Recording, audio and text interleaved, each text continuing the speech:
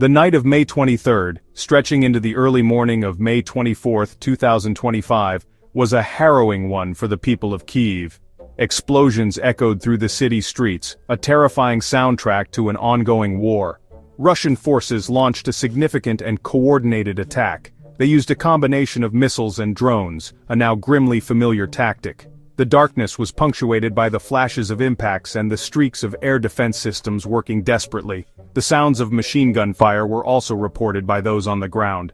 It was a stark reminder that even as diplomatic efforts continue, the conflict rages with brutal intensity, bringing the war directly to the capital's doorstep once more. Before the main assault began, a warning had been issued.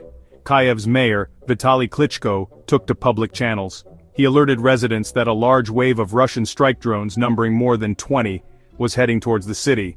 This advance notice, while chilling, provided a crucial window for people to react. It underscored the constant state of vigilance required. Citizens have learned to heed these warnings with utmost seriousness. The information aimed to save lives, prompting immediate action across Kyiv. For many, this has become a grim routine in a city under siege. Upon hearing the sirens and the mayor's urgent message, Kyiv's residents moved quickly. Many sought safety in the city's deep underground subway stations. These stations have become makeshift bomb shelters throughout the long conflict. They offer a degree of protection from the deadly rain of shrapnel and debris. Families, individuals, and pets huddled together in the subterranean tunnels. They waited out the terrifying hours of the aerial bombardment. The scenes were ones of fear, but also of stoic resolve. This repeated displacement is a heavy burden on the civilian population, testing their endurance daily. The scale of the attack was substantial. The Ukrainian Air Force later reported that since late Thursday, May 22, Russia had fired a barrage. This included 175 Shahed drones and decoy drones designed to overwhelm air defenses. A ballistic missile was also part of this onslaught, targeting various Ukrainian regions, with Kyiv being a primary focus in this specific wave. This intense bombardment demonstrates Russia's continued capacity and willingness to launch large-scale aerial assaults. It highlights the ongoing threat to Ukrainian urban centers. The sheer number of projectiles launched speaks to the severity of the situation faced by Ukrainian air defenders.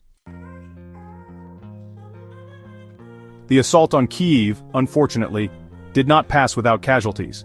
At least 8 people were reported injured as a direct result of the missile and drone strikes. Among those hurt, 6 individuals required hospitalization for their wounds. Their conditions varied, but each injury represents a personal tragedy. These are civilians caught in the crossfire of a relentless war. The immediate aftermath saw emergency services rushing to aid the wounded. Medical teams worked tirelessly to provide care amidst the chaos.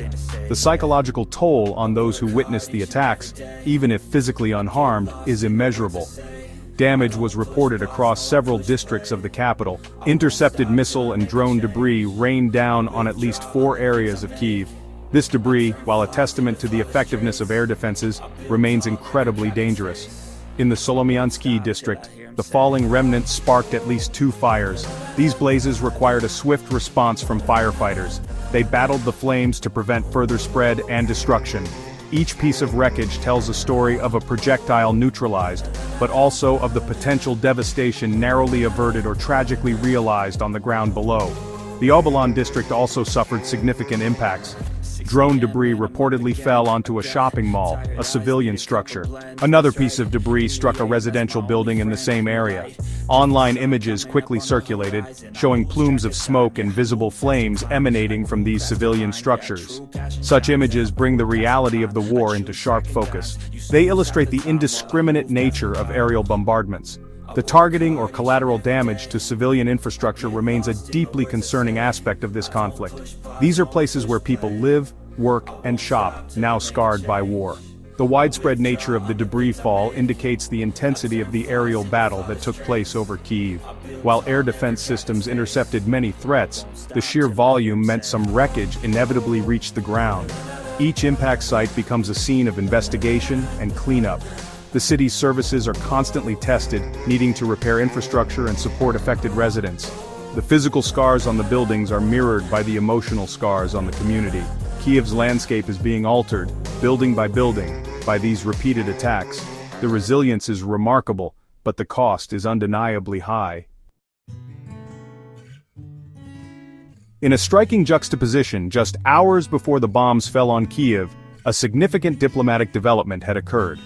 Russia and Ukraine conducted the first phase of a major prisoner exchange on May 23. This was a moment of rare, tangible progress. Ukraine announced that 390 of its citizens, including military prisoners of war and civilians, were brought home.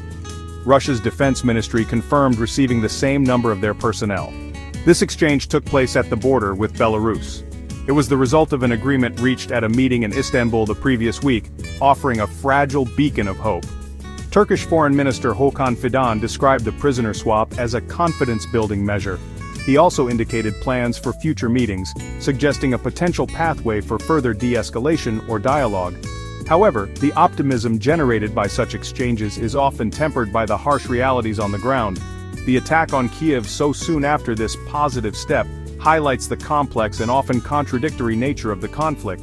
While one hand extends for a prisoner swap, the other can still launch devastating attacks. This makes the path to a sustainable peace incredibly challenging to navigate. The diplomatic landscape remains fraught with tension and uncertainty. Russian Foreign Minister Sergei Lavrov stated that Russia would send Ukraine its terms for a peace settlement following the prisoner swap. However, reports suggest the Kremlin maintains maximalist demands. A draft document for a sustainable, long-term comprehensive peace agreement was reportedly to be given to Ukraine. Yet, the Kremlin also stated that no agreement had been reached on the venue for the next round of peace talks. This ambiguity fuels skepticism about genuine commitment to a swift resolution from Moscow. European leaders have voiced concerns. They accuse Russian President Vladimir Putin of deliberately delaying peace efforts. The belief is that he seeks to gain a battlefield advantage before engaging in serious negotiations. Meanwhile, other international actors are involved. US President Donald Trump reportedly held a 2-hour phone call with Putin, which he described as excellent. Trump expressed a belief in Putin's desire for peace. These differing perspectives and approaches among international powers add another layer of complexity. Ukrainian President Volodymyr Zelensky, however, remains steadfast. He accuses Russia of stalling tactics designed to prolong the war and occupation. Despite the relentless attacks and the profound human suffering, the resilience of the Ukrainian people remains a defining characteristic of this conflict. The residents of Kyiv, like those across the nation, continue to demonstrate remarkable courage and adaptability. They clear rubble, rebuild homes, and support one another in the face of daily threats. This spirit of defiance and determination is a powerful force. It has been crucial in Ukraine's ability to withstand such a prolonged and brutal invasion. The commitment to their sovereignty and freedom remains unbroken, even as the physical and emotional toll mounts. The broader implications of this conflict are vast and far-reaching. It has reshaped geopolitical alliances and triggered a significant rearmament effort in Europe. A €150 billion loans program, the Security Action for Europe (SAFE) scheme, was recently finalized. This initiative aims to bolster European defense capabilities. EU member states can request loans for joint procurement with Ukraine. This signals a long-term strategic shift in response to Russian aggression. The war is not just a regional conflict. It has global ramifications for security, energy, and international norms.